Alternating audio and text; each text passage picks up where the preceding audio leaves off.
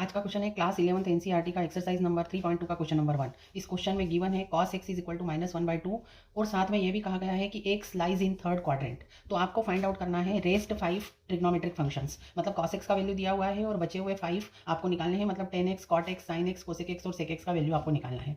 तो अब इसको सॉल्व करते हैं। जैसे cos x का वैल्यू आपको -1/2 पता है, तो आपको पता है कि sec x is equal to 1/cos x होता है, तो cos x का वैल्यू यहाँ पर -1/2 रख देंगे तो sec x का वैल्यू आ जाएगा -2।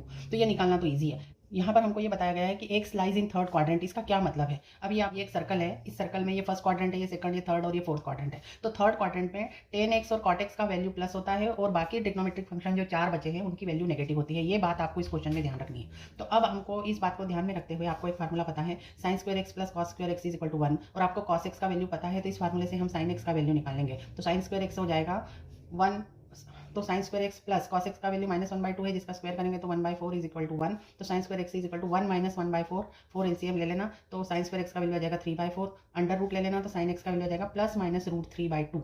अब यहाँ पर साइन एक्स की दो वैल्यू आई है, एक पॉजिटिव और एक नेगेटिव। क्योंकि हमारा एक्स गिवन है थर्ड क्वाड्रेंट में है, तो थर्ड क्वाड्रेंट में साइन एक्स का वैल्यू नेगेटिव होता है, इसलिए ये पॉजिटिव वैल्यू को छोड़ देंगे, तो साइन एक्स का वैल्यू आएगा -√3/2 और आपको यहाँ पर लिखना पड़ेगा as x lies in third quadrant.